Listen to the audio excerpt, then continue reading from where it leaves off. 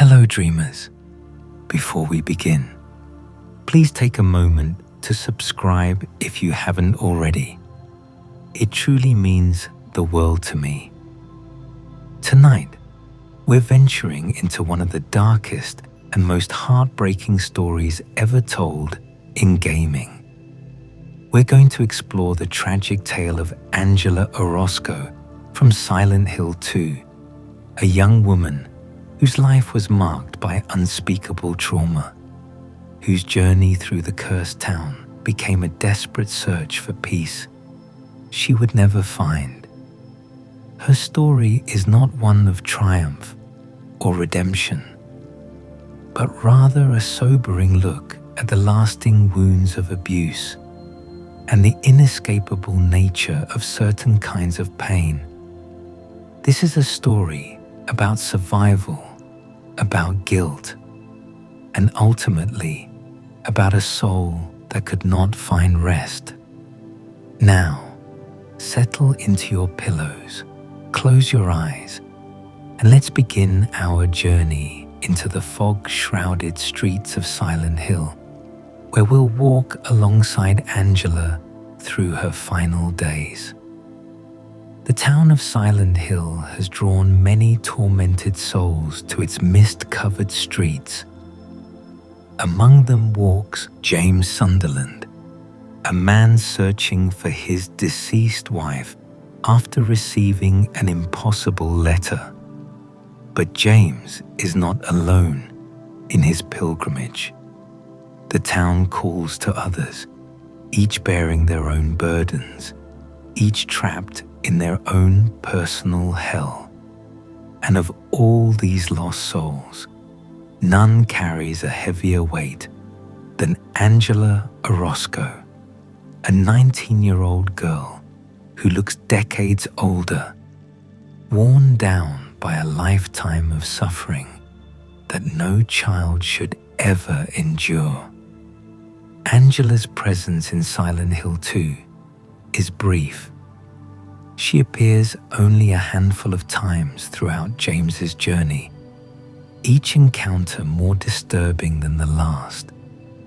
Yet, despite her limited screen time, Angela leaves an indelible mark on everyone who experiences her story.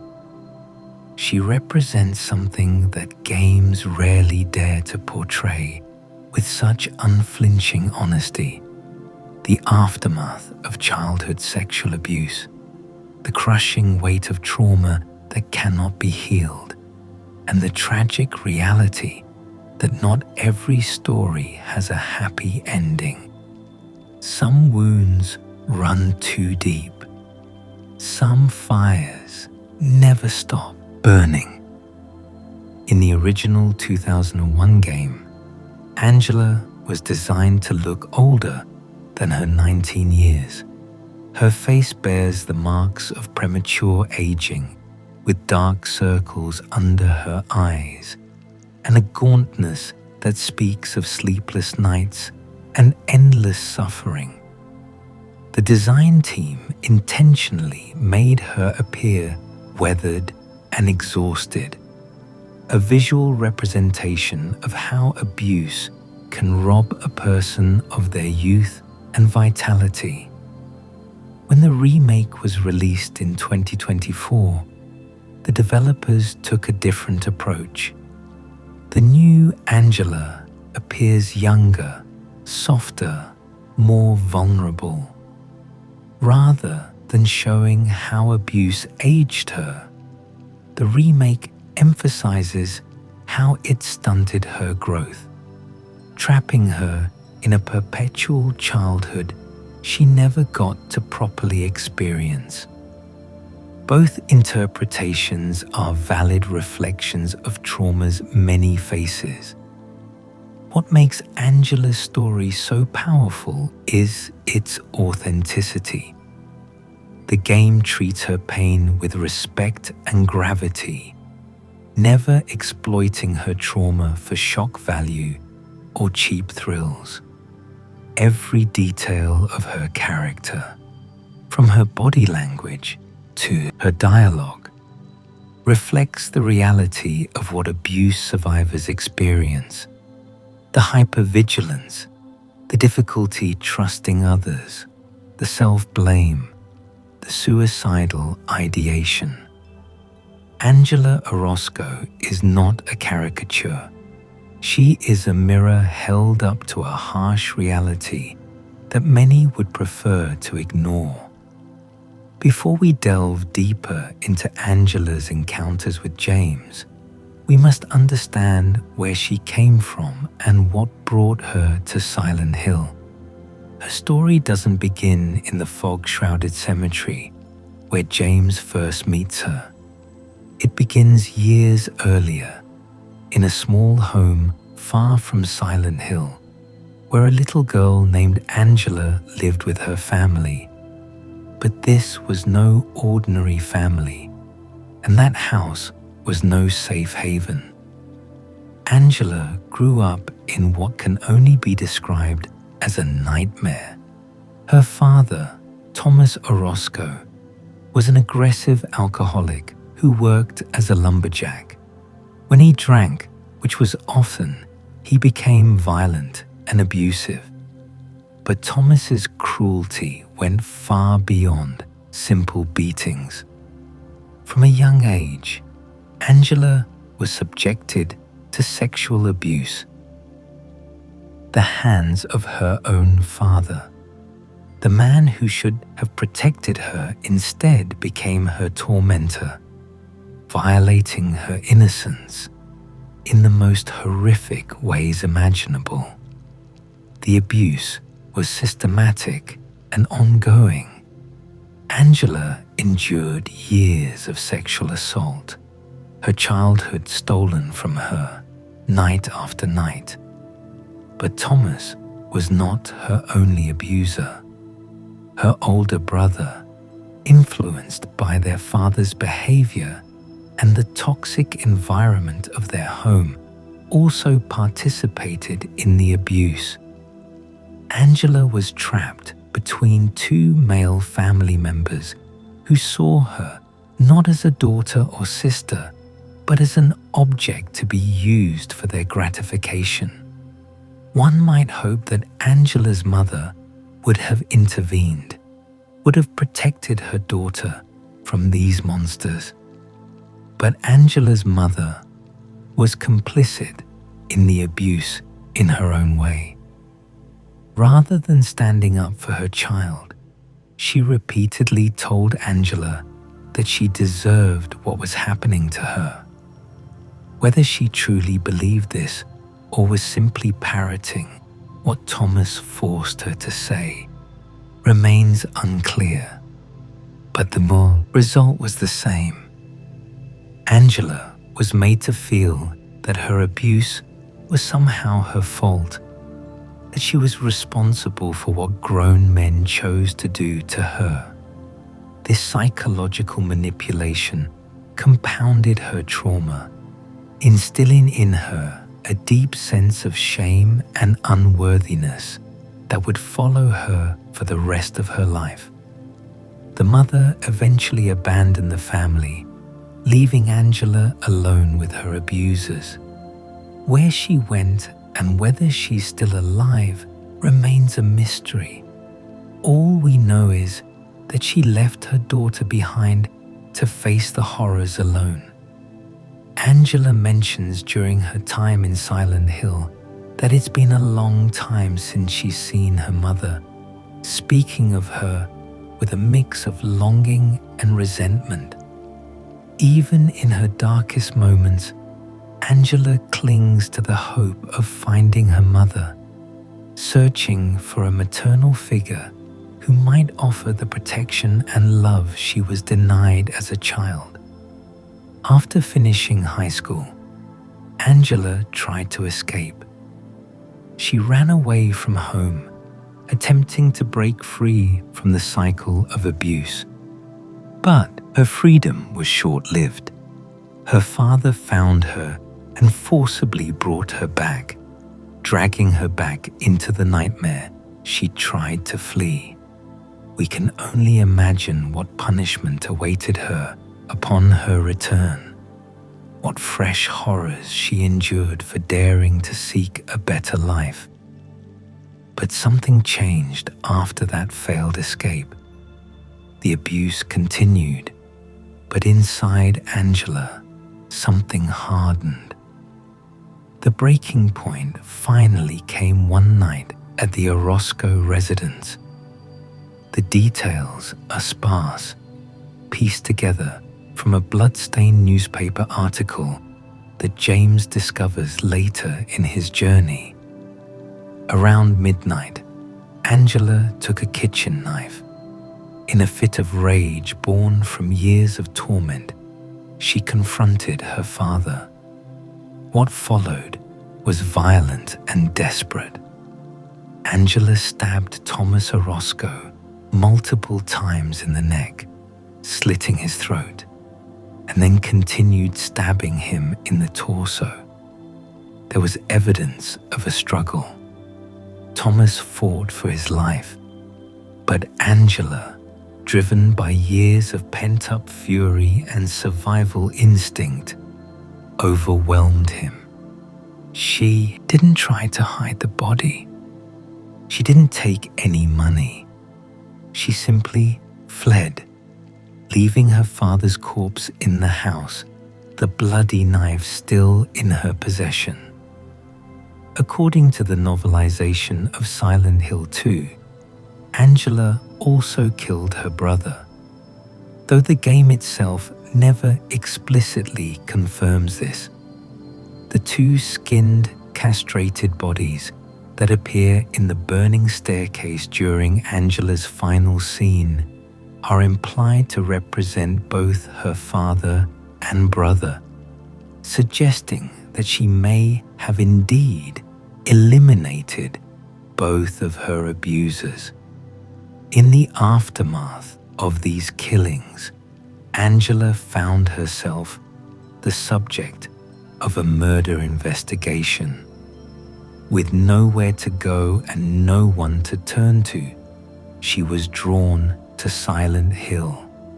Like James and the other tormented souls who find themselves in that cursed town, Angela didn't choose Silent Hill so much as Silent Hill chose her. The town has a way of calling to those who carry guilt, who are seeking punishment or redemption, who cannot escape their past. For Angela, Silent Hill represented one last desperate hope. Perhaps there she might find her missing mother. Perhaps there she might find some form of peace, or at least an end to her suffering. James Sunderland's first encounter with Angela Orosco occurs shortly after he arrives in Silent Hill, in the Toluca graveyard at the edge of town. It's a fitting location for a first meeting, a place of death and endings, of memories carved in stone. James has just walked down the long, winding path from the observation point overlooking the town, and as he enters the cemetery, he spots a figure crouched near the gravestones. Angela is examining the graves, searching. When James approaches and speaks to her, she startles badly, jumping back in fear. Her initial reaction tells us everything we need to know about her state of mind. She's hyper-vigilant, constantly on edge, prepared for danger at any moment. This is the behavior of someone who has learned through painful experience that other people, especially men, represent a immense threat. James apologizes for frightening her and asks for directions to the town. Angela's responses are guarded and somewhat confused. She seems uncertain, speaking in a soft, almost childlike voice. When she asks James if he saw someone on the road, possibly a young girl, he confirms that he did see a child running into town. This interests Angela, though she doesn't elaborate on why. The conversation is awkward and stilted. Angela maintains her distance from James, never getting too close, always ready to bolt if necessary. Her body language is closed off, defensive. She fidgets nervously, looking anywhere but directly at James. When he asks what she's doing in the graveyard, she tells him she's looking for her mother. The way she says it, correcting herself from mama to mother, hints at her psychological state. In moments of stress, she regresses to more childlike speech patterns, a common response to trauma. But then Angela says something that reveals she's been in Silent Hill before, or at least knows something about its true nature. She warns James that there's something wrong with the town. She tells him he should stay away, that it's dangerous. When James dismisses her concerns, suggesting she must be imagining things because of the fog, Angela becomes defensive, immediately assuming he thinks she's lying or crazy. This reaction speaks to a lifetime of not being believed, of having her reality dismissed by adults who should have listened. Angela also mentions that her father and brother are supposed to be in Silent Hill, though she can't find them either. At this point, James and the player have no context for understanding what this means. Only later will we realize the true significance of these words. Her father and brother are indeed in Silent Hill, but not as living people. They exist as manifestations of her trauma, as monsters lurking in her personal version of the town's otherworld. Before parting ways, Angela and James exchange names. She wishes him luck in finding whatever he's looking for, and he does the same for her. Then she turns back to the gravestones, resuming her lonely search. The encounter is brief, but it establishes Angela as someone profoundly damaged, someone running from or towards something terrible. As James walks away toward the town, he cannot know that he's just met one of Silent Hill 2's most tragic figures, a young woman already planning her own death. The town of Silent Hill is not simply a location. It's a character in its own right, a supernatural presence that feeds on guilt and manifests the inner torments of those who enter its boundaries. To understand Angela's journey, we must first understand how Silent Hill itself functions, how it creates personalized nightmares for each visitor. Silent Hill exists in multiple layers of reality. There's the real Silent Hill, a small resort town that normal people can visit without incident. This is the town James and Mary vacationed in 3 years before the events of the game. But when someone with deep psychological trauma or unresolved guilt enters Silent Hill, they may slip into alternate versions of the town, the fog world and the other world. The fog world is what most visitors to Silent Hill experience first. It's a version of the town shrouded in thick, impenetrable fog. The streets are empty, abandoned. Monsters roam freely, but the environment still resembles reality, albeit a decaying, neglected version of it. The fog world represents a transition state, a liminal space between the real world and the deeper horrors that await. But beneath the fog world lies the other world, sometimes called the dark world or the other side. This is where Silent Hill's true power manifests. The other world is unique for each person who experiences it. It transforms to reflect their specific fears, traumas, and guilt. For James Sunderland, the other world is full of water, rust, and decay, reflecting his feelings about his wife's death and his own suppressed sexuality. The monsters he encounters, from the faceless nurses to the terrifying pyramid head, are all manifestations of his psyche, his guilt, and his need for punishment.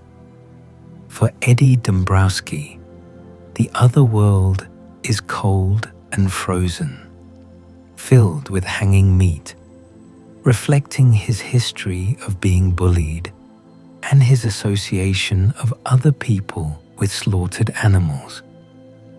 His monsters likely take the form of his tormentors, which is why he tells James that he enjoys killing them in Silent Hill. And for Angela Orosco, the other world is engulfed in flames. Everything burns in her version of Silent Hill. This is her punishment, her hell made manifest. The heat is unbearable, the fires never ending, because for Angela, her suffering has been a constant, burning agony. She has lived in a state of perpetual torment, and now the town reflects that back to her, as she'll tell James during their final encounter. You see it too. For me, it's always like this. The fire has always been there, consuming her from the inside out. What makes Silent Hill particularly cruel is that it also creates monsters specific to each person's trauma. These creatures serve as constant reminders of past horrors, forcing the visitor to confront what they've tried to suppress or escape. For Angela, this means encountering Abstract Daddy, a nightmarish fusion of her father and the act of abuse itself. But we'll explore that encounter more deeply later. It's important to note that different people experiencing Silent Hill at the same time may not see the same things.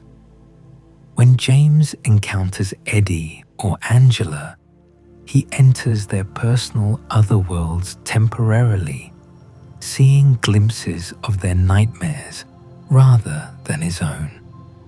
Similarly, there's evidence that Angela and Eddie don't see the monsters James faces. Laura, the 8-year-old girl who also wanders Silent Hill, sees none of the horrors at all. She perceives a normal, if somewhat empty town, because she carries no guilt or trauma. Her innocence shields her from Silent Hill's power. The town's ability to draw people to it is also significant.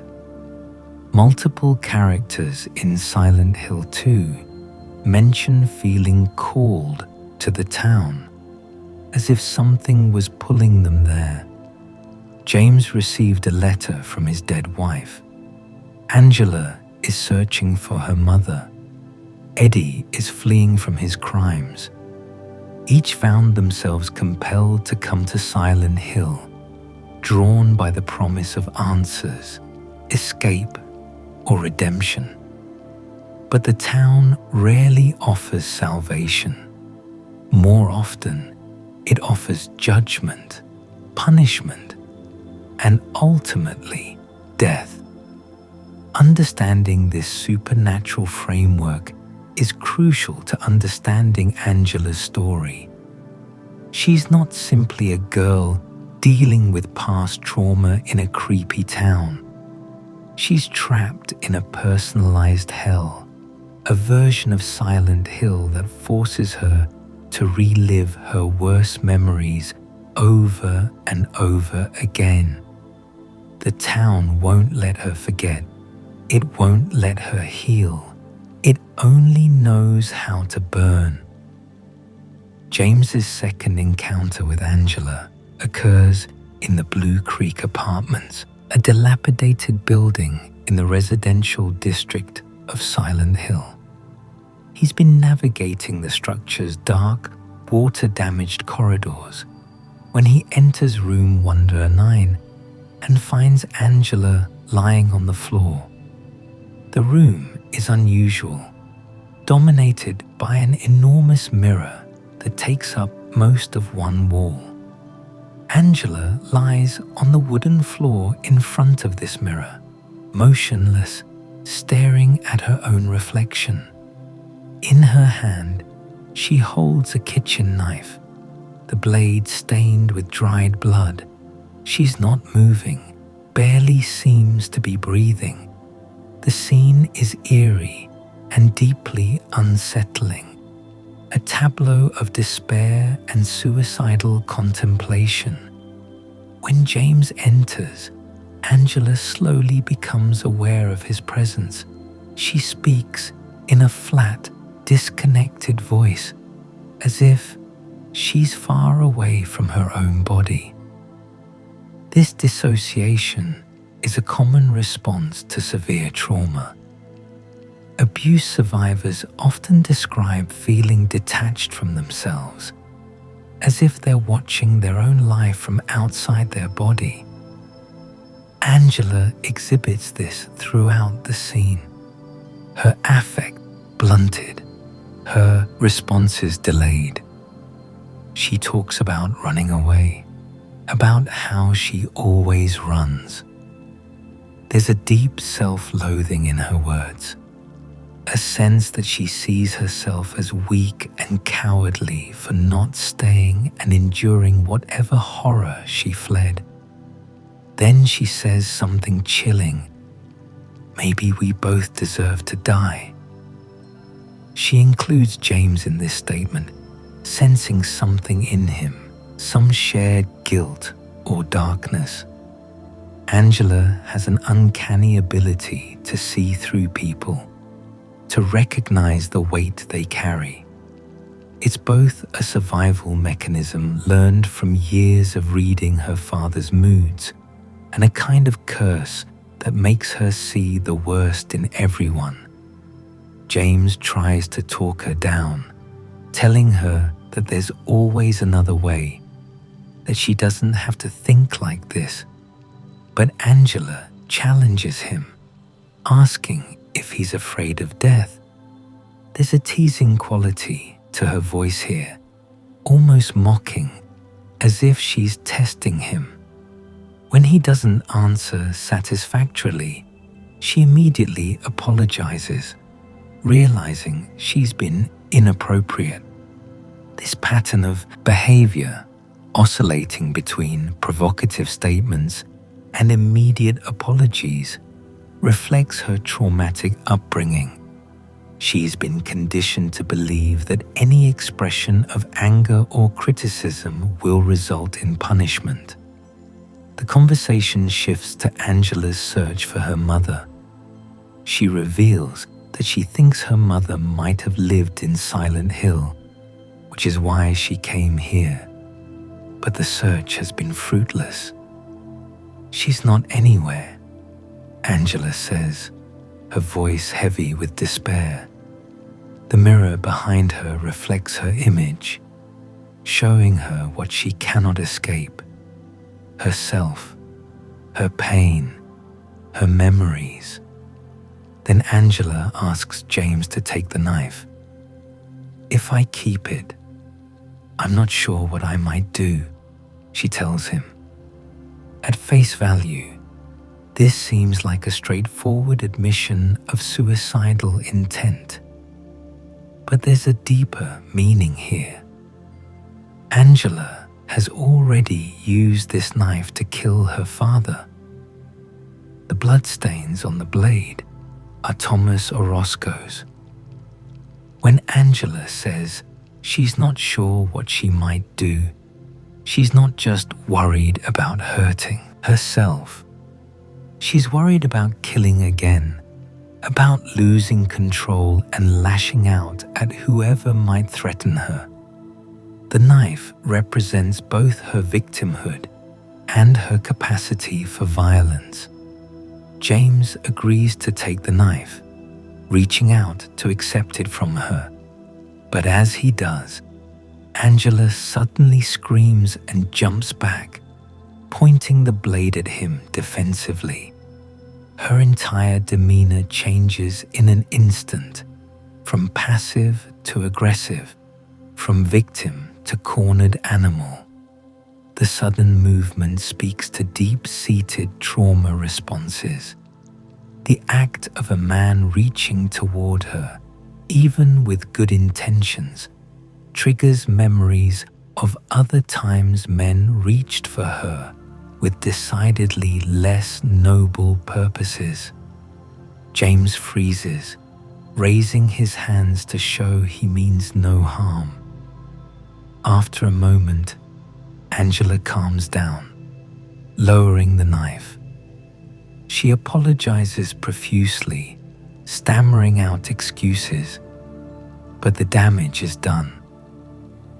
The moment of vulnerability has passed, replaced by fear and suspicion. She hands James the knife quickly, then flees the room, leaving him alone with the bloodstained blade and the massive mirror. This encounter reveals several crucial aspects of Angela's psychology. The mirror represents self-reflection and self-hatred. Angela cannot escape her own image, cannot stop seeing herself as damaged and worthless. The knife is both a lifeline and a threat, a tool that offers the promise of ending her pain through either suicide or murder. Her inability to trust James, despite his apparent kindness, shows how thoroughly her abuse has destroyed her capacity to feel safe around men. Even well-intentioned interactions become fraught with danger in her mind. James picks up the knife and adds it to his inventory. Throughout the rest of the game, examining the knife repeatedly is one of the factors that influences which ending the player receives.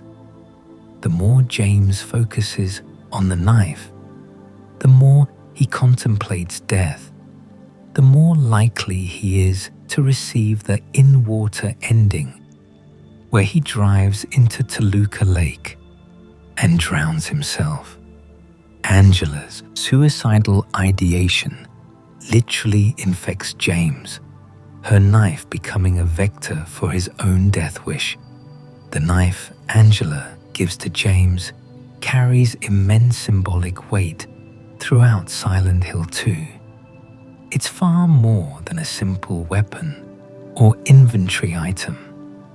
It's a physical manifestation of guilt, trauma, and the desire for self-destruction. The knife is first and foremost a murder weapon.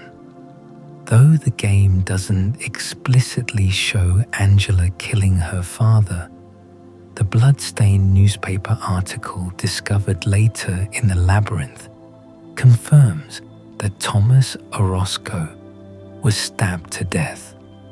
multiple wounds to the neck and torso, a struggle in the living room. No attempt to hide the body or steal valuables. This was not a calculated murder. It was an explosion of rage, years of suppressed fury, finally finding an outlet. Angela kept the knife after fleeing her home. She carried it with her all the way to Silent Hill, a grim souvenir of the worst night of her life. But why keep it? Why not dispose of the evidence, toss it in a river, or bury it somewhere along the way? The answer lies in the complicated relationship abuse victims often have with their trauma. The knife represents both Angela's ultimate victimization and her moment of agency. For the first time in her life, she took control. She fought back. She won. But that victory is inseparable from the act of killing, from becoming the very thing she feared, a person capable of violence. The knife also serves as a constant reminder of her father. Every time Angela looks at it, she sees Thomas's blood on the blade. She's haunted by what she did, even though objectively, killing her abuser could be seen as self-defense. The law might disagree, but from a moral standpoint, Angela was protecting herself from continued abuse. Yet she cannot forgive herself. She's been so thoroughly conditioned to believe she deserves suffering that even the act of fighting back fills her with guilt. When Angela asks James to hold the knife for her, she's attempting to remove temptation. She recognizes her own suicidal urges and wants to put the means of self-destruction out of reach. But there's another layer to consider. If Angela truly wanted to die, she could have used the knife long before meeting James. She's had ample opportunity. The fact that she hasn't suggests some part of her still wants to live, still clings to hope, however faint. The knife's connection to Pyramid Head is another crucial element. Pyramid Head, James's personal executioner and manifestation of his need for punishment, wields a massive blade called the Great Knife. This weapon is essentially an enormous version of Angela's knife, scaled up to match Pyramid Head's size. The symbolism is clear. James has internalized Angela's guilt and suicidal ideation. Her trauma has become entangled with his own. The knife she gave him has literally transformed into the weapon that will punish him. This connection between Angela's suffering and James's own psychological torment is one of Silent Hill 2's most sophisticated narrative devices. The game suggests that trauma is not isolated. It spreads, infects, transforms. By taking Angela's knife, James takes on a portion of her burden. He becomes complicit in her pain, unable to help her, but forced to carry the weight of her story. Interestingly, the knife is found in a shower stall in a later section of the game when James retrieves a puzzle item. The developers placed it there deliberately. Abuse survivors, particularly victims of sexual assault, often compulsively shower, trying to wash away the feeling of violation and filth. The shower stall placement connects Angela's knife to this behavior, suggesting she tried to cleanse herself after the abuse, but could never feel truly clean. The trauma is written on her body, in her mind, and no amount of scrubbing can erase it. The knife ultimately represents the impossible choice faced by many abuse victims: endure the abuse or fight back. Angela chose to fight back, and now she's haunted by that choice. She's wanted by the police for murder. She's lost whatever small sense of stability she might have had. And worst of all, she's proven to herself that she's capable of violence, that she's bad, just like her family always told her she was. The knife is the proof of her corruption, even though anyone with compassion would see it as proof of her strength. Angela's third encounter with James occurs in Rosewater Park in the Southvale district of Silent Hill. By this point in James's journey, the town has shifted into its otherworld state. The park is transformed into a nightmare landscape of rust and decay, barely recognizable as the peaceful green space it once was. James finds Angela standing before a statue, staring up at it with an expression of profound sadness. The statue depicts two figures, and while its exact meaning is open to interpretation, it seems to represent family or relationships. For Angela, it likely serves as a painful reminder of the family she never had, the protection and love that should have been hers by right, but was instead replaced with abuse and betrayal. When James approaches, Angela acknowledges him with resignation. She's clearly been in Silent Hill for some time now, wandering its streets, confronting her demons. The initial guarded quality from their first meeting has evolved into something else, a weary acceptance that she can't escape him, that their paths will continue to cross whether she wants them to or not. James asks if she's found her mother yet. Angela's response is revealing. She tells him that her mother isn't in Silent Hill, that she was wrong to think she'd find her here. But there's more to it than simple disappointment. Angela says she's not anywhere, and there's a deep bitterness in those words. It's possible she's realized that her mother is dead, that she's been searching for someone who no longer exists. But it's also possible that she's come to understand something more painful, that even if she found her mother, it wouldn't heal her. The damage is too deep, the wounds too severe.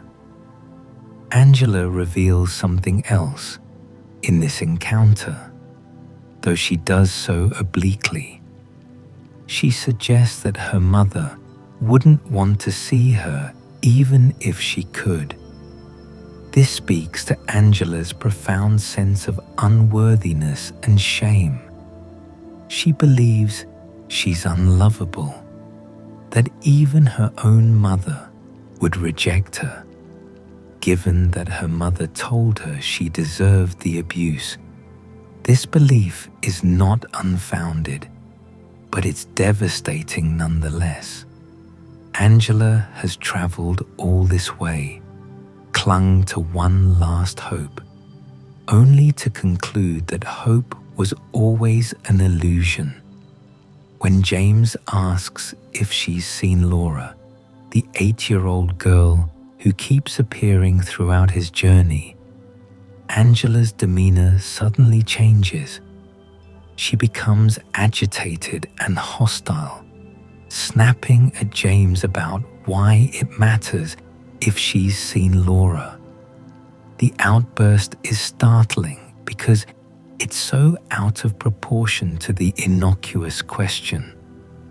Angela is clearly reaching a breaking point, her fragile psychological state cracking under the weight of her disappointment and continued suffering.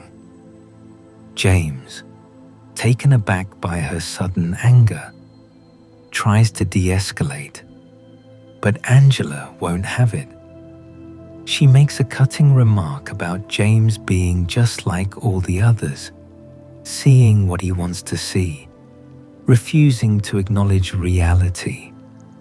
Then she runs off, disappearing into the twisted landscape of the other world, leaving James confused and troubled. This encounter shows Angela's psychological deterioration. Each time James sees her, she's worse. The first meeting in the graveyard showed her as nervous and guarded. The second, in the apartments, revealed her suicidal depression. Now, in the park, we see anger and paranoia. Her ability to maintain social niceties is failing. The mask of normalcy is slipping. What's particularly tragic about this scene is that Angela is right to be suspicious. She's right to distrust men, to assume the worst. Her life experience has taught her that men want things from her, that they see her as an object rather than a person. James may be different. He seems genuinely concerned for her welfare. But how can Angela know that? How can she trust when trust has been weaponized against her for her entire life? The park encounter also emphasizes the futility of Angela's search. She came to Silent Hill looking for her mother, but she's found only more pain, more nightmares. The town has not offered her any answers or closure. Instead, it's forced her to confront the reality she's been trying to avoid, that there is no salvation waiting for her, no maternal figure who will sweep in and make everything better. She is alone, and she has always been alone. As James continues his journey deeper into Silent Hill, he eventually reaches an area known as the Labyrinth. This underground maze represents his descent into his own subconscious mind, a place where the truth he's been suppressing finally begins to surface. The labyrinth is claustrophobic and confusing, its walls covered in newspaper clippings and memorabilia, piecing together the story of what really brought James to Silent Hill. But the labyrinth is not exclusively James's domain. As he navigates its corridors, he finds evidence of Angela's presence as well. A newspaper article catches his eye, blood-splattered and torn. The article describes the murder of Thomas Orosco, a 41-year-old lumberjack found stabbed to death in his home. The article details the wounds, multiple stab wounds to the neck and torso, evidence of a violent struggle, no signs of robbery. Police have opened a murder investigation. Reading this article, James begins to understand the nature of Angela's guilt, the crime that brought her to Silent Hill. Shortly after discovering the article, James hears a voice crying out. It's Angela, and she sounds terrified. "No, Daddy, please don't." The words echo through the labyrinth, a ghost of the past, made present. James follows the sound to a door covered in old newspapers, articles about violence and crime plastered over its surface. The symbolism is clear. This is Angela's trauma, papered over but never forgotten, buried but still very much alive. James opens the door and enters a room that defies all logic and sanity. The walls are made of flesh, pulsing and organic, like the interior of some massive creature. Embedded in these fleshy walls are approximately 23 metal pistons, thrusting in and out in a mechanical, rhythmic motion. The sexual symbolism is unmistakable and horrifying. Each piston represents an act of violation, a moment of abuse. The fact that there are 23 of them suggests this might represent the number of times Angela was assaulted, or perhaps 23 is simply a number chosen for its visual impact. Either way, the room is a nightmare made manifest. Angela's experience of abuse translated into physical space. In the center of this hellish room stands a massive creature on a bed frame.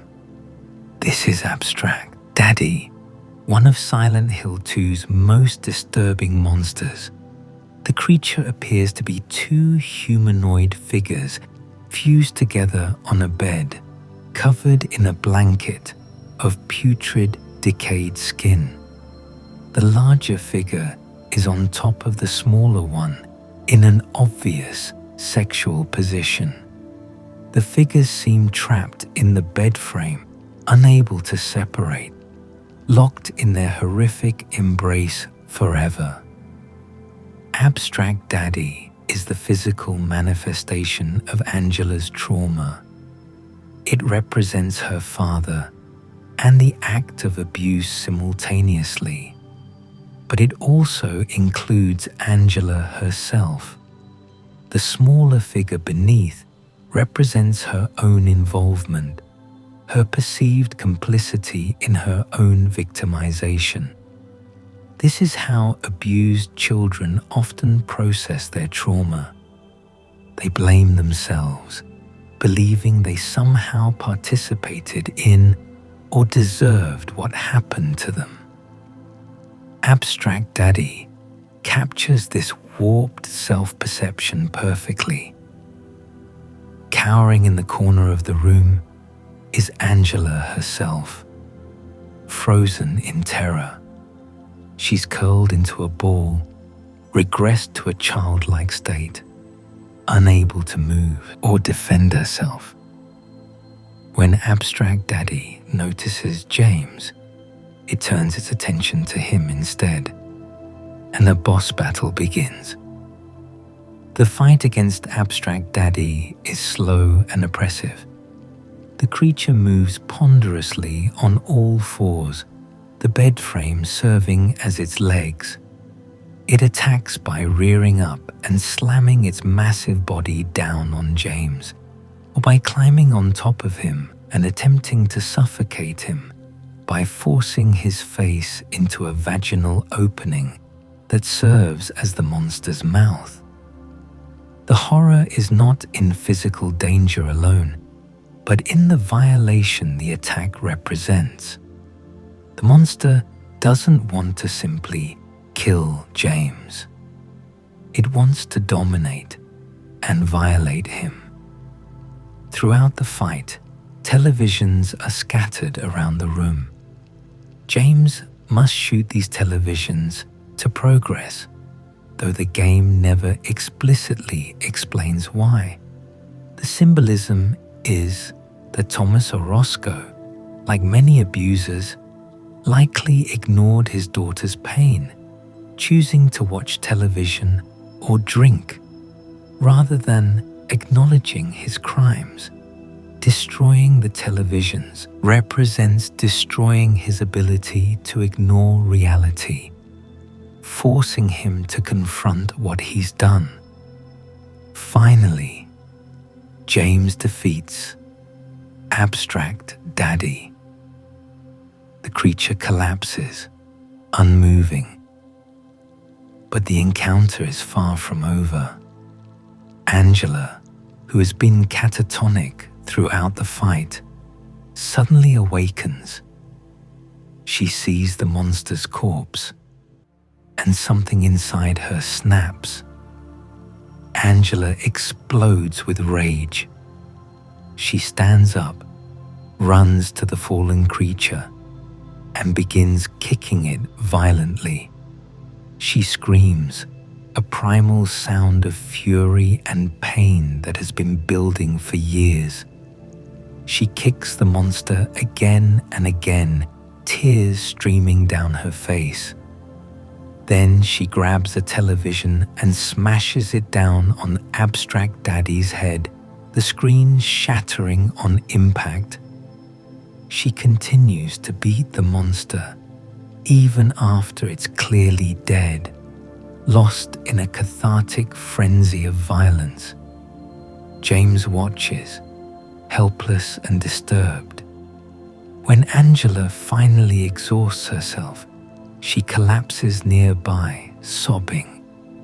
James approaches cautiously, trying to comfort her, but his attempts backfire spectacularly. Angela becomes hysterical, scrambling away from him. "Don't touch me," she screams. "You make me sick." What follows is one of the most powerful scenes in Silent Hill 2. Angela, still reeling from the encounter with Abstract Daddy, projects all her rage and fear onto James. "Oh, you think you can save me?" she says mockingly. "Will you love me, take care of me, heal all my pain?" Her words drip with sarcasm and bitterness, but beneath them is a desperate, wounded vulnerability. These are the empty promises abusers make, the lies Angela has heard before, and she knows they're always lies. Then Angela says something that pierces through James's own defenses. "You said your wife Mary was dead, right? Liar. I know about you. You didn't want her around anymore. You probably found someone else." Her accusation is remarkably accurate.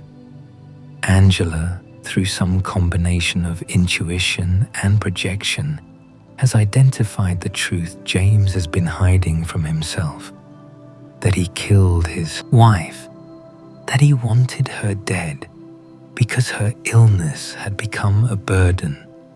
James, shocked and defensive, tells Angela she doesn't know what she's talking about. But Angela isn't listening anymore. She's lost in her own pain, unable to distinguish between James and her abusers. "Do you think I'm pretty?" she asks suddenly, her voice small and childlike. Then before he can answer, her tone shifts to angry again. "Disgusting," she spits. Whether she's calling James disgusting or herself is unclear. Perhaps both. Finally, Angela tells James, "It's easier just to run. Besides, it's what we deserve." Then she flees the room, leaving James standing among the wreckage of her nightmare. The television is broken, Abstract Daddy lies motionless, and the pulsing walls continue their obscene rhythm. James is left to contemplate what he's just witnessed, the raw, unhealed wound of childhood sexual abuse, the soul-deep damage that can never be fully repaired. This encounter is the heart of Angela's story, It reveals the full scope of her trauma and shows us that defeating the monster doesn't heal her. Abstract Daddy is dead, but Angela is not free. The abuse is over. Her father is dead by her own hand, yet she carries the weight of it still. Silent Hill has not offered redemption or closure. It has only forced her to relive her worst memories. One of the most fascinating and tragic aspects of Angela's story in Silent Hill 2 is how the town manifests differently for her than it does for James.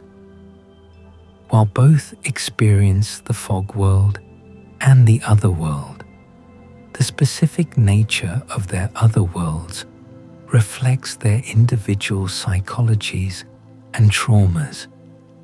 For James, Silent Hill is defined by water and rust. The town is often flooded, with murky water pooling in basements and corridors.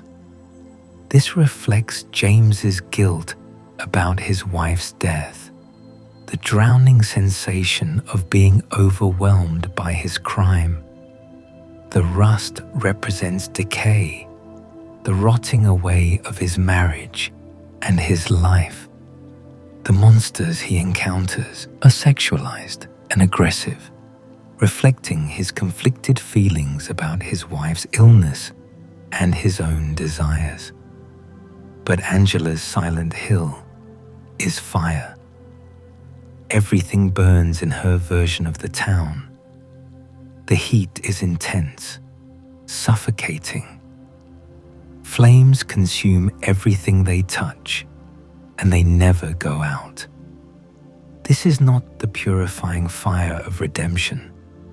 It is the endless, burning agony of trauma that never heals, pain that never stops, punishment that has no end. We get our first clear indication of Angela's burning world in her second encounter with James. Though it's subtle, the room she's in, with its massive mirror, has an oppressive quality, a weight in the air that James doesn't quite understand.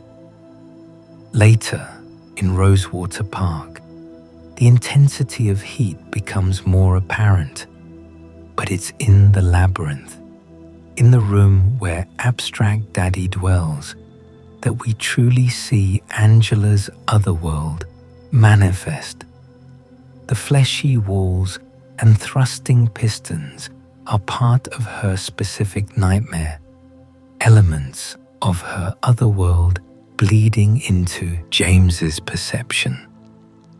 When James fights Abstract Daddy, he's temporarily experiencing Silent Hill through Angela's eyes, or at least a version filtered through his own consciousness. The monster looks different to Angela than it does to James. Masahiro Ito, the game's monster designer, has confirmed that if we could see Abstract Daddy from Angela's perspective, it would be even more disturbing, more viscerally connected to her specific experiences. But the game wisely chooses not to show us that version.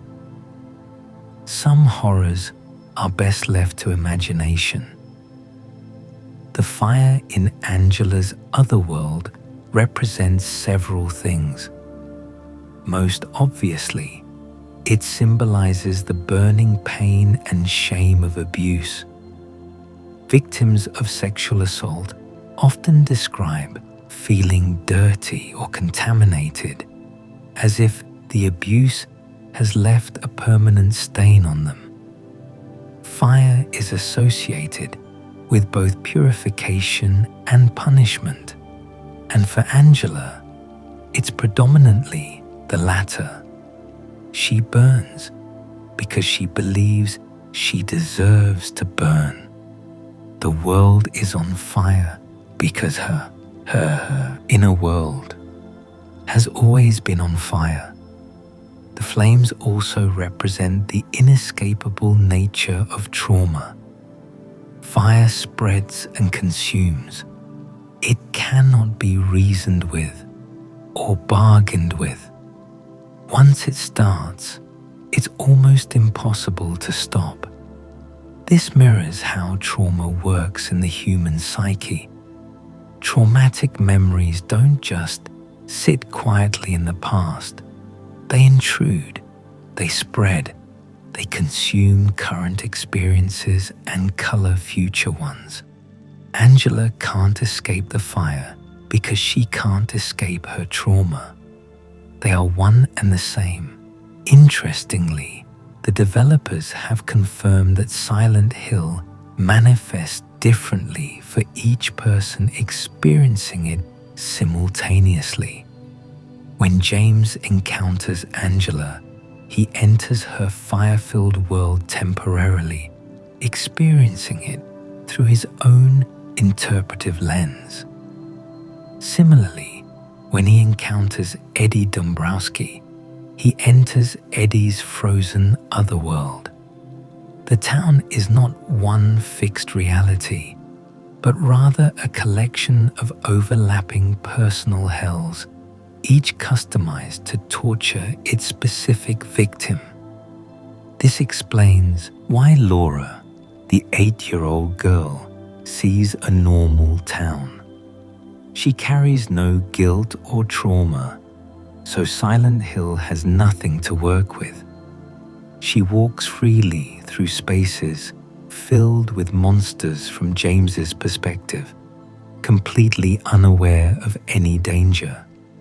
She never meets Angela in the game, but if she did, she wouldn't see the fire. She'd just see a sad, tired young woman.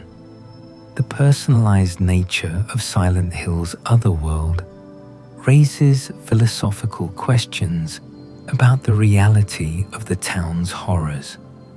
Is it all hallucination, elaborate shared delusions? Or is there truly a supernatural force at work, reading minds and manifesting nightmares? The game deliberately leaves this ambiguous, allowing for multiple interpretations. What matters is that for the people experiencing it, the horror is absolutely real. The fire that Angela sees and feels is not metaphorical to her. It is literal, burning her skin, suffocating her lungs, consuming her entirely. The fact that James can see Angela's fire during their final encounter is significant. It suggests that his descent into his own guilt has progressed to the point where he can perceive others' pain more clearly. He's becoming more aware, more honest about the darkness that exists both within himself and in the world around him. When he tells Angela, "It's hot as hell in here," he's acknowledging her reality, validating her experience in a way few people ever have. The burning staircase in the Lakeview Hotel is where we see Angela Orosco for the final time, and it is one of the most haunting scenes in all of video game history. By the time James reaches this location, he has descended deep into Silent Hill's mysteries. He has found the videotape that reveals his greatest sin, that he murdered his wife Mary by smothering her with a pillow. He has confronted Maria, the town's manifestation of his desires, multiple times. He has battled Pyramid Head, accepted that the creature exists to punish him.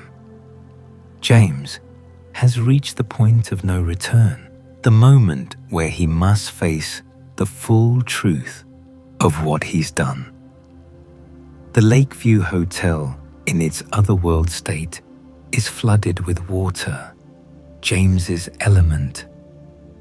But when he enters one particular staircase, the world transforms. Water recedes, replaced by intense heat and leaping flames. The walls are engulfed in fire. Standing on the staircase is Angela, framed by the inferno, looking up toward the ascending steps. On either side of the staircase, mounted on the walls like grotesque trophies, are two bodies covered in stretched, taut sheets. The sheets look like skin pulled tight over frames.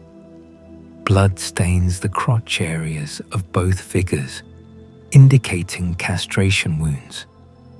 These are the skinned, castrated corpses of Angela's father and brother, rendered permanently impotent, unable to hurt anyone ever again. The novelization of Silent Hill 2 describes them in even more graphic detail, noting that they're constantly burning, but their flesh never consumes fully. They are trapped in eternal punishment, just as Angela is trapped in eternal suffering. When James enters the staircase, Angela initially mistakes him for her mother. "Mama!" she cries out, relief and joy flooding her voice. She moves toward him, arms outstretched, desperate for the maternal comfort she's searched for throughout her entire journey. For one brief, heartbreaking moment, Angela thinks she's finally found what she's been looking for. She thinks her mother has come to save her. But then recognition sets in. Angela's expression crumbles as she realizes it's just James. Not her mother. Never her mother. The disappointment is crushing. She pulls back, her brief moment of hope extinguished. "Oh, it's you," she says flatly, all emotion draining from her voice. James tries to talk to her, tries to express concern, but Angela is beyond that now. She thanks him for saving her during the encounter with Abstract Daddy, but her thanks are hollow, perfunctory. "But," she adds, "I wish you hadn't." These 5 words contain multitudes of pain. Angela is telling James that his help was unwanted, that he prolonged her suffering by intervening. She didn't want to be saved. She wanted it to be over. Angela's next words reveal how thoroughly she's internalized her abuse. "Mama said it. I deserved what happened." Even now, surrounded by fire, facing death, she cannot escape the narrative that was beaten into her from childhood. She believes she deserved the abuse. She believes she is fundamentally bad, fundamentally deserving of punishment. No amount of rational argument can dislodge this belief because it's not based in reason. It's based in years of systematic psychological abuse designed to break her sense of self-worth. She turns her attention to the burning bodies on the wall, staring at them with a mixture of hatred and satisfaction. These are her tormentors, eternally punished, yet their punishment does nothing to heal her. Revenge has not brought her peace. Their deaths, both in the real world and in this symbolic space, have not freed her from the chains of her trauma. Angela asks James to return her knife. She wants it back now, wants the means to end her suffering. James refuses, telling her no. It's the only help he can think to offer, this small act of keeping the weapon away from her. But Angela sees through it. "Are you saving it for yourself?" she asks. The question cuts deep because it's accurate. James has been contemplating suicide throughout his journey. His focus on Angela's knife has been noted by the game's tracking system, influencing which ending the player will receive. In trying to save Angela from herself, James has been unconsciously planning his own death. Angela turns away from James and begins climbing the staircase. The flames grow more intense with each step. James, alarmed, tries to stop her. "Angela, wait!" he calls out. But she doesn't stop. Before she ascends completely into the fire, James makes one last observation. "It's hot as hell in here," he says, wiping sweat from his brow. Angela pauses and looks back at him. For the first time, someone has acknowledged her reality. James can see the fire. He can feel the heat. He's experiencing, however briefly, a fraction of what she experiences all the time. "You see it too?" she asks, and there's a note of surprise and relief in her voice.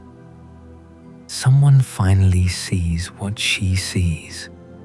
Someone finally understands.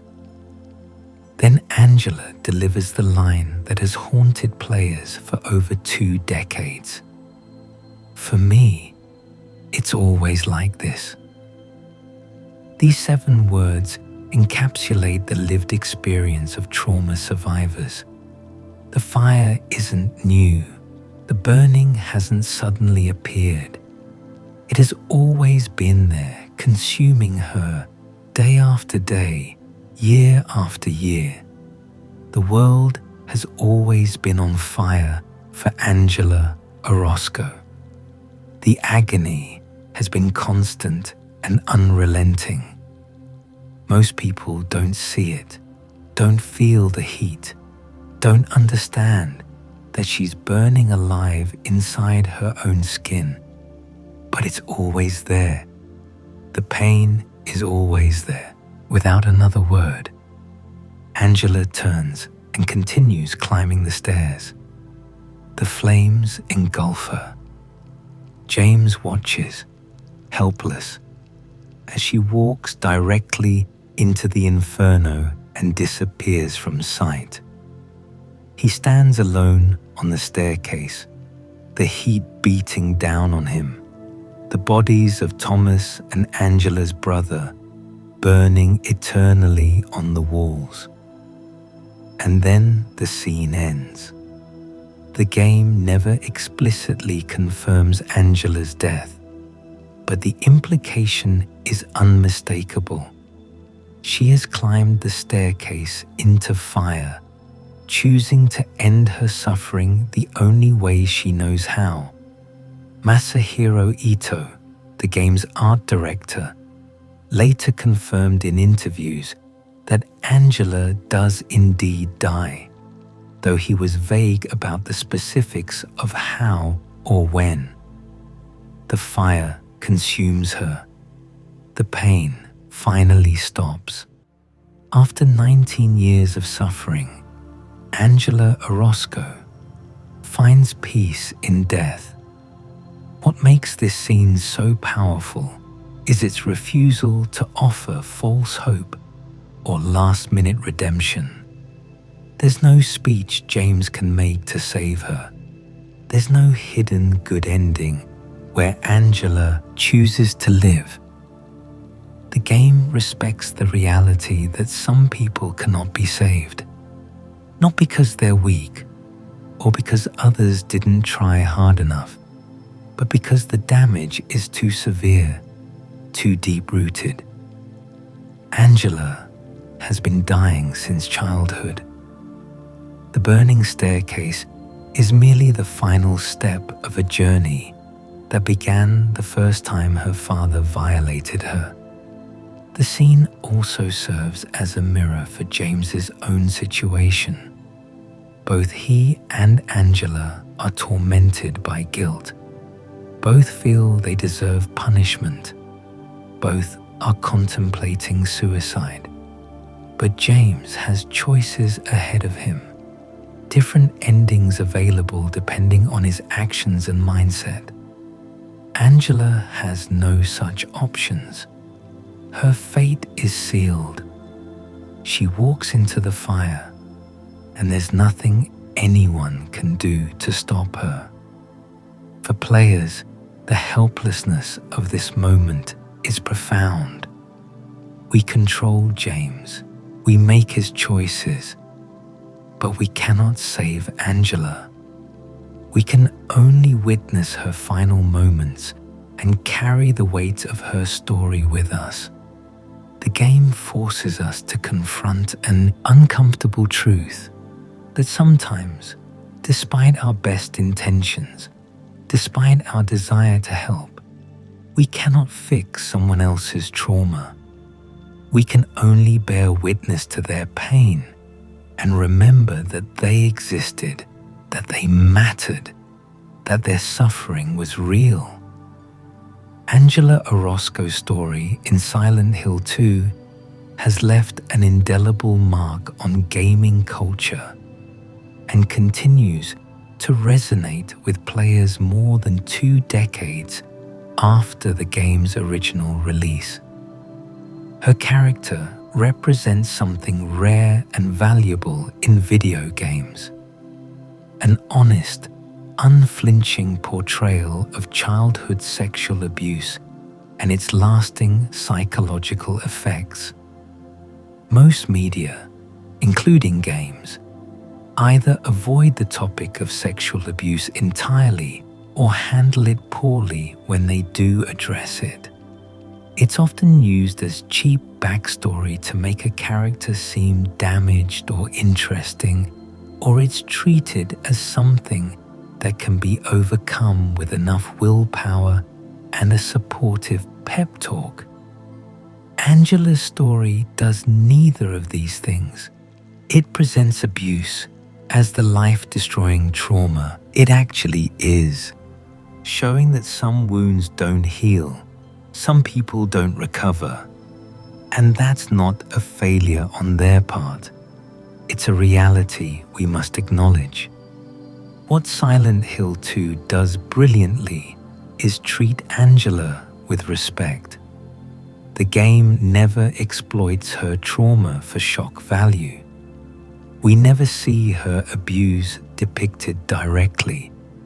Instead, we see its aftermath, its effects on her psychology and behavior. We see how it's shaped her worldview, destroyed her ability to trust, left her with crippling self-hatred and suicidal ideation. We see her struggling and ultimately failing to overcome her past. And the game presents all of this with such care and empathy that players can't help but be moved by her story, even disturbed by it, which is exactly the appropriate response. Angela has become an icon within the Silent Hill fandom and the broader gaming community. She's frequently cited in discussions about well-written female characters, about the portrayal of mental illness in games, and about how to handle sensitive topics like sexual abuse in fiction. Her final line, "For me, it's always like this," has become one of the most famous quotes in gaming, recognized for its emotional weight and its perfect encapsulation of the trauma survivor's experience. Many players report that Angela's story affected them profoundly, sometimes more than James's own narrative, despite her limited screen time. Survivors of abuse, in particular, have spoken about how validating it is to see their experiences reflected in a piece of media that doesn't minimize or sanitize what they've been through. Angela's pain, her difficulty with trust, her self-blame, her inability to escape her past, all of these resonate deeply with people who have lived through similar trauma. The character has also sparked important conversations about how we, as a society, respond to abuse survivors. Angela's mother told her she deserved the abuse. The town of Silent Hill punishes her rather than healing her. Even James, well-meaning as he is, can't truly help her. These failures mirror real-world failures, the family members who don't believe, the institutions that fail to protect, the well-intentioned friends who don't know what to say or do. Angela's story is an indictment of a world that creates victims and then abandons them to their suffering. The abstract daddy boss fight has become one of the most analyzed encounters in Silent Hill 2, with countless essays and videos breaking down its symbolism. The grotesque design, the sexual imagery, the way it represents both perpetrator and victim. All of these elements have been praised for their psychological depth and emotional impact. It's a perfect example of how video games can use their unique strengths, environmental storytelling, interactive encounters, visual symbolism, to explore difficult subjects in ways that other media cannot. Angela's knife, her 4 encounters with James, the burning staircase, every element of her storyline has been dissected and discussed by the Silent Hill community.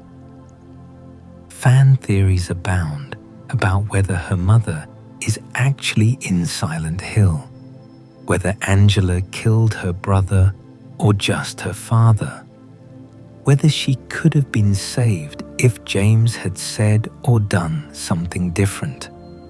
The game's refusal to provide definitive answers to these questions keeps the conversation alive, keeps players thinking about Angela long after the credits roll. The character has also influenced game design and storytelling in subsequent horror games. While few have matched the complexity and sensitivity of Angela's portrayal, many have attempted to explore trauma and abuse in their narratives. Silent Hill 2 set a standard for how to handle these topics, with gravity, empathy, and an understanding that there are no easy answers. Perhaps most significantly, Angela reminds us that horror can be about more than monsters and jump scares. The scariest thing in Silent Hill 2 isn't Pyramid Head or Abstract Daddy. It's the reality of what Angela experienced before she ever arrived in the town. The real horror is not supernatural. It's human. It's the abuse that happens behind closed doors, the trauma that destroys lives, the pain that never goes away.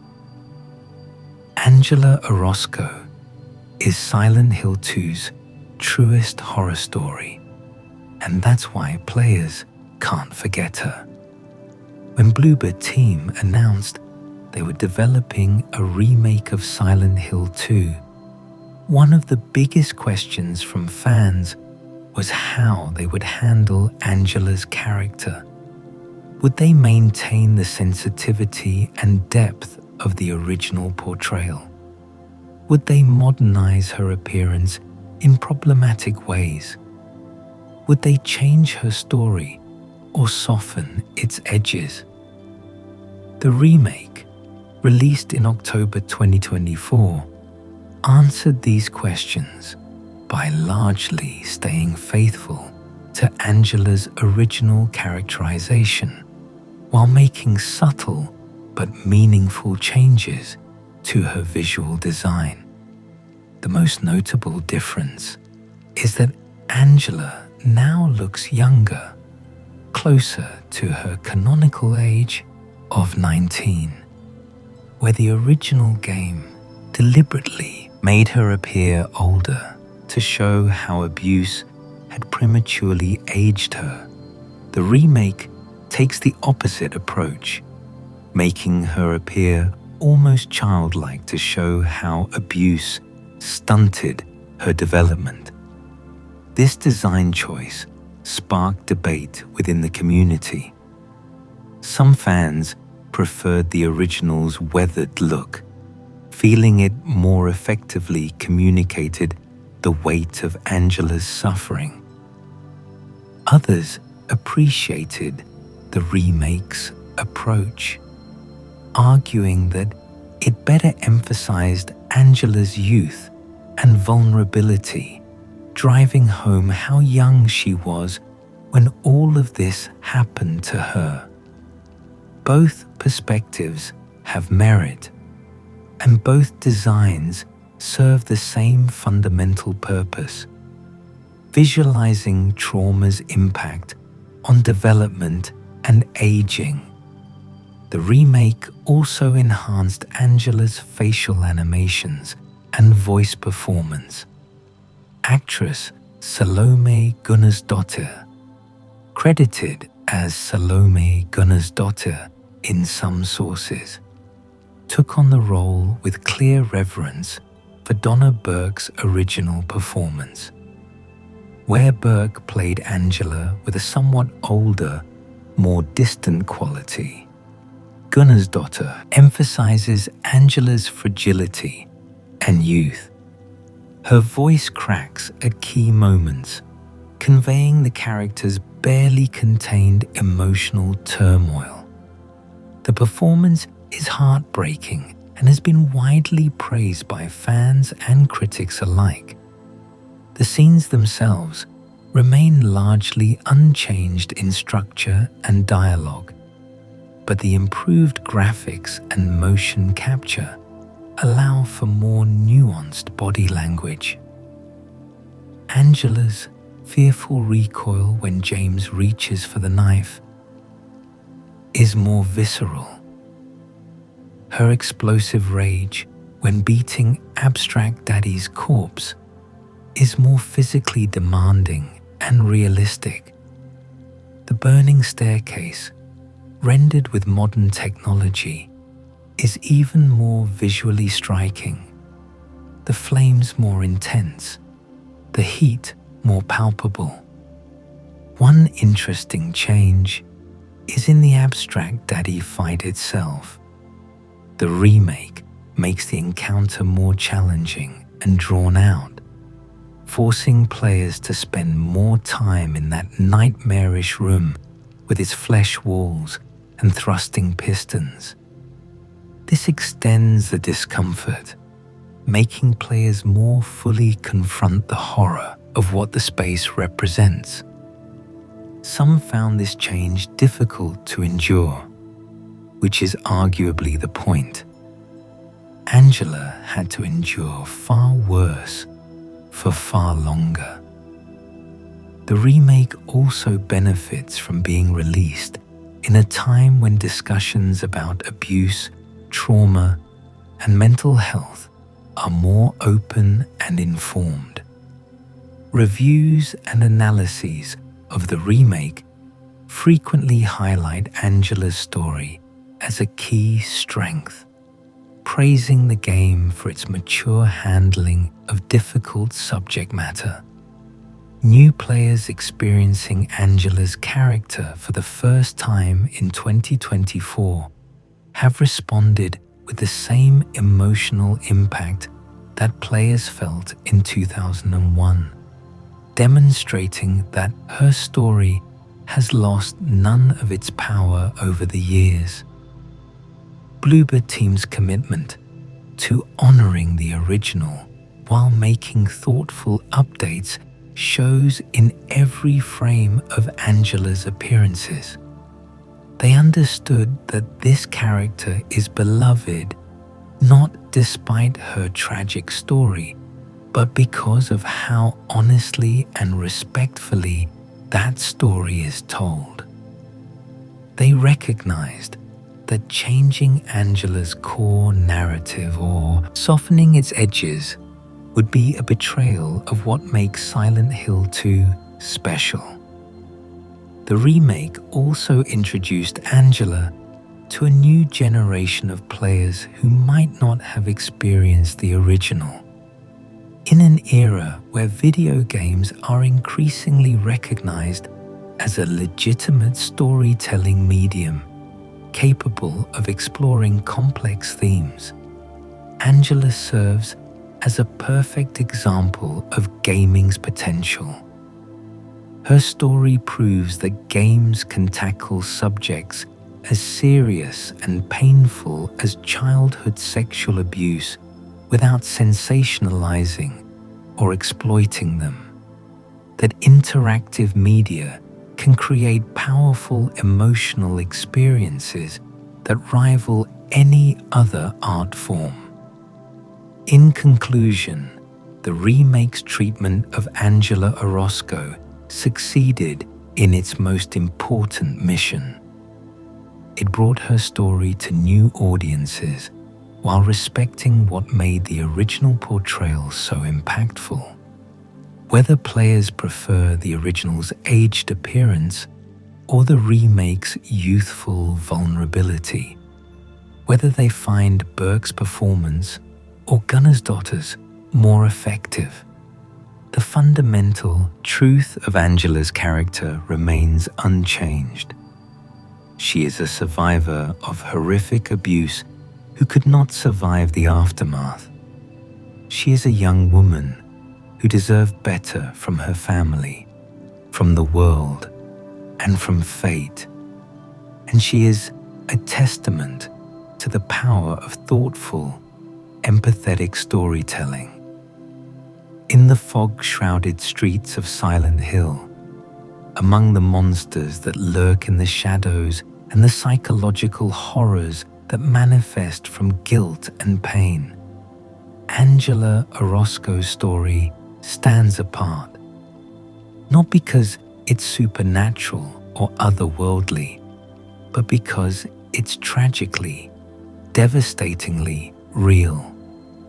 Angela reminds us that horror doesn't always come from the unknown. Sometimes it comes from the people who should love us most. Sometimes it lives in our own homes, perpetrated by our own family members. And sometimes, no matter how much we want to heal, no matter how hard we fight, the damage is too deep. The fire never stops burning. Her 4 encounters with James Sunderland chart a course of psychological deterioration, from guarded but functional in the graveyard to completely consumed by despair on the burning staircase.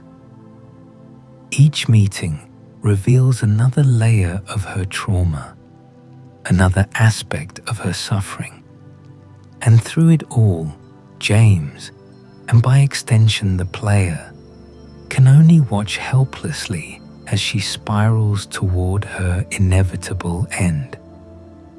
What makes Angela's story so powerful is that it doesn't offer easy answers or comfortable resolutions. She doesn't overcome her trauma through sheer willpower. She doesn't find healing through the power of friendship. She doesn't get a redemption arc or a second chance. She walks into the fire because that's the only way she can make the pain stop. And the game has the courage to let her go, to acknowledge that sometimes tragedy wins, that sometimes people don't make it out of their personal hell alive. For those of us who experience Angela's story as players, we carry a responsibility.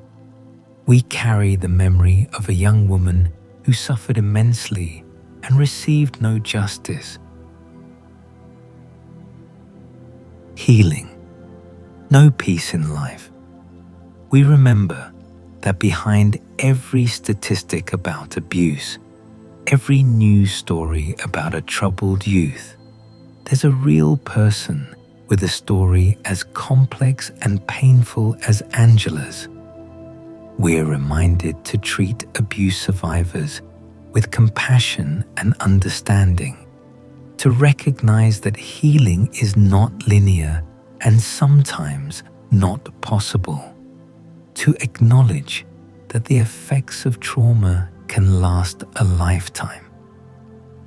Angela Orosco died in Silent Hill, consumed by flames that had been burning inside her since childhood. But she lives on in the collective memory of the gaming community, a testament to the power of honest storytelling and thoughtful character development. Her story is difficult to hear and harder to watch, but it's important that we do both. It's important that we don't look away from the uncomfortable truth of what abuse does to people.